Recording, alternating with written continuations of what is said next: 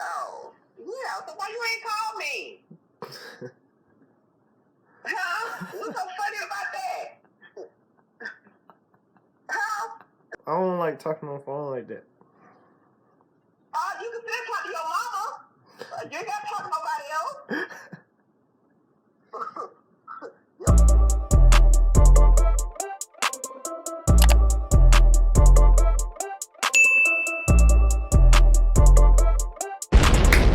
We are back with part 3 of the Lil Peep Goth Angel reaction video. It is highly requested. Y'all wanted to see more, so it's my promise to y'all. I told you I would keep it coming. So I'm not gonna waste y'all time talking too much, but you know you need to like, you know you need to subscribe, you know you need to comment, you know you need to share. So go ahead and do that for me before we even get into the video. And without further ado, let's get it.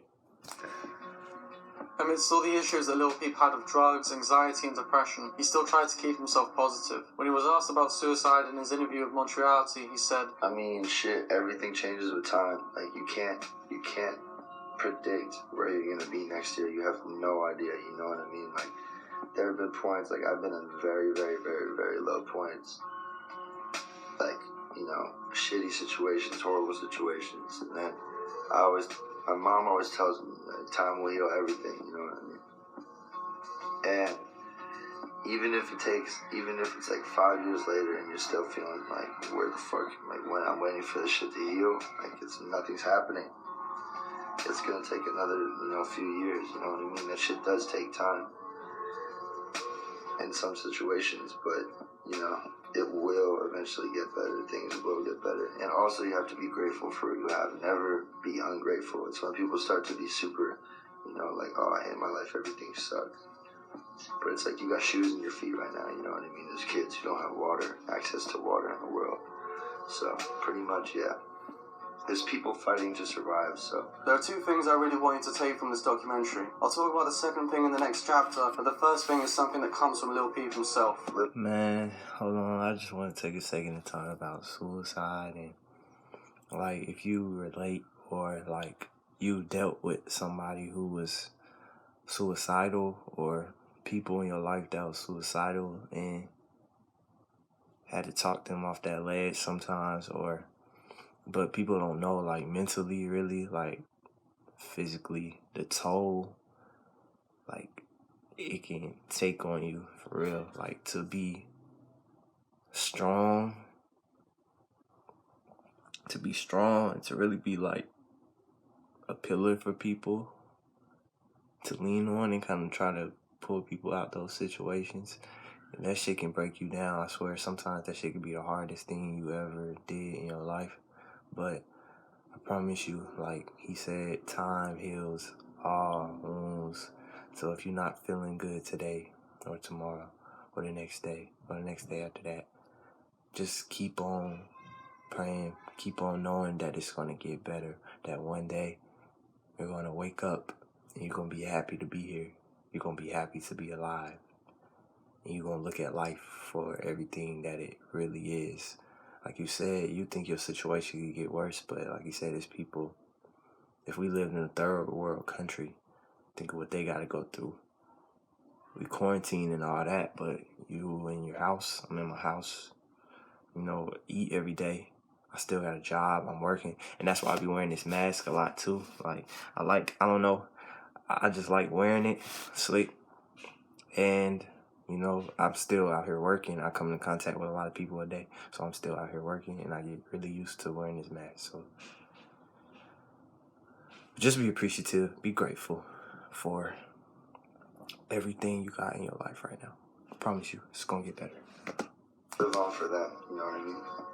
live the life they wish they could live. Lil Peep didn't get the chance to live a long life. I can't speak for every single person watching this because everyone's dealing with their own circumstances. Don't forget that even in those times where you feel that your life isn't worth living, there are people who do care about you. And that life is a gift which is a lot more precious than it may seem. Live on for Lil Peep, because even if you do feel lonely, Lil Peep will live forever in spirit and his music will live forever too. In his interview with XXL, he said his goal in music is to save people's lives like how his life was saved. He was very suicidal, depressed and addicted to drugs, and a lot of different artists helped him get out of that with their direct lyrics. Sometimes you feel like an artist is talking directly to you, and with that, think of Lil Peep's music as your own personal therapy. He would have wanted to see you happy. Going into more depth on positivity, Lil Peep was also a very generous person. He stated in interviews that he would give his jewelry away to fans. He was known for his face tattoos, and while some of them were random, like the Get Cake Die Young tattoo that he didn't remember getting, he had another tattoo. On my face, I got a humongous tattoo that says crybaby and shit.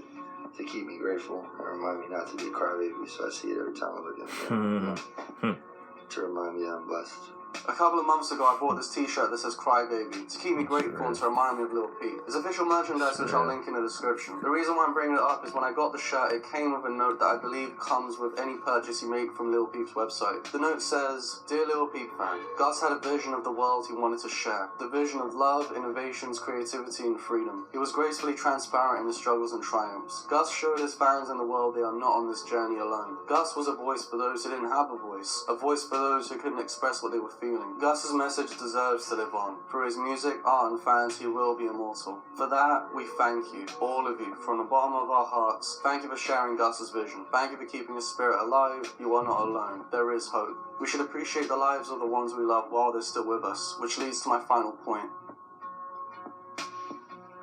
If you have any family, friends, or people you're a fan of that you truly appreciate, tell them how much you love them. Tell them right now, tell them a bit later, as long as you don't forget to do it. Life is short and you never know when their lives might end.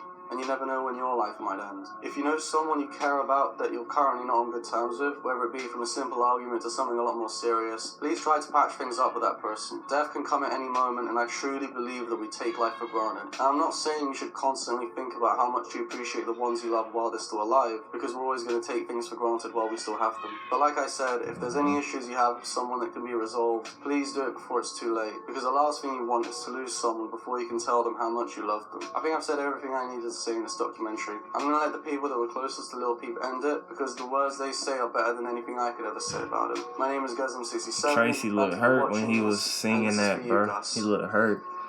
Lost his friend for real. Gus created something out of nothing. Gus talked his entire career into existence. We would sit around in Gus's room, listening to his music, and at that moment, we didn't realize what an impact he would make. I always did think Gus had what it took to be a successful artist, and it is really still a shock of how much of an impact he did make. It's just crazy to watch it all come to life before your eyes. It felt like only months would pass, and Gus would be working with artists that he had always looked up to for years, and he'd been listening to their music forever. His career advanced so quickly, and it made me and all my friends so happy to see him succeed. When most of our friends would go to the bar or a party, it would just be me and Gus and a couple friends just hanging out in Gus's room, just smoking weed. We would stay up all night, literally until like 5 in the morning. Liza would always come in every day, almost, and just tell us to turn it down. But Liza would never ever be angry.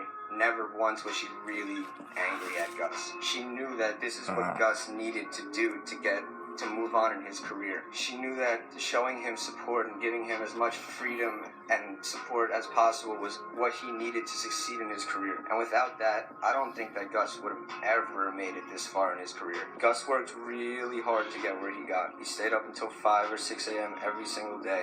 Liza would always tell me that she would walk into his room in the morning and when she was going to work, and he would always just still be up working every day. Gus knew what he wanted in life, and he chased after it with everything he had in him. His style and creative vibe will never be duplicated. He lived the life of a rock star, and I know he wouldn't have wanted it any different. I'll always miss you and love you, Gus. Damn, I ain't expect this to get this deep, bro. We were 8 years old. A close family friend passed away that year, and I remember I got to sit crying on the big comfy beanbag chair all day by myself. And Gus just kept coming over to me to make me laugh. He was the only person to cheer me up that day. I wish he was here right now cheering me up. By 5th grade, I was in love with him. He was just so cool from the start. I mean, I've never met anyone who's colored their hair more times than me. Middle school came and we stayed friends. I remember he'd go on for hours making fun of the guys I dated. But no matter what he was saying, I couldn't stop laughing at it. He was so funny, he would make you laugh so hard you wouldn't realize he's been making fun of you for the past 10 minutes. He'd make me laugh until I'd cry. I don't think it's physically possible to shed more tears for anyone. High school came, and we went back and forth, breaking each other's hearts. We'd date for a month, and he'd hate each other for 2. But he was always there, and he always reassured me how much he loved me. Even if he was pissed at me, even in the hardest times when I thought no one was there, he was. He was just always there. Senior year came, and he finally showed me some public affection. He was never too good at that. He kissed me in front of a whole party. I remember thinking, wow, we're really going to be in a real relationship this time. It didn't happen immediately, but eventually. He moved to California after high school, and so did I. He was in LA, I was in San Diego. He was living with Brennan with no job or money at all, eating only the Trader Joe's canned beans Liza would send him in a box from New York. I went up there every other week with my 2-week pay of $100. I was working for my sister. I think he wore the same pants every single day that year. And for some odd reason, it never grossed me out. He'd step out of his pants that were literally molded to his legs. They were so stale, they would stand up straight. And I never even flinched. I mean, that's true love if you ask me. He eventually moved back home to Long Beach. I think it took me maybe 2 months to run back after him. Might as well have just immediately moved all my stuff into his tiny room, because I don't think I slept in my own bed more than 10 times that year. I was glued to him. I hated working. I didn't want to be away from him, which was I think we're going to stop the video right there. Powerful video. Powerful documentary. I think the next time y'all see it, it'll be the end of it. So, if y'all were Lil Peep fans, you love Lil Peep, make sure you show this video some love. Make sure you go to his music. You can go listen to all his stuff. Show him some love, because like I said, he's not gone. He's still, videos like this, he'll forever live on, you know? And that's the reason even why I make YouTube videos. Like, we even started making YouTube videos because, like, when, if something ever happened to me, or I'm ever gone or something, like, people can come back and watch these videos and you'll have something to remember me by, you know? And it's just sad, man. Just a sad situation, but can't be sad too long. We can't sit in that and wallow. Gotta get up. Gotta look forward to the next day. Until I see you guys next time in the next video, we are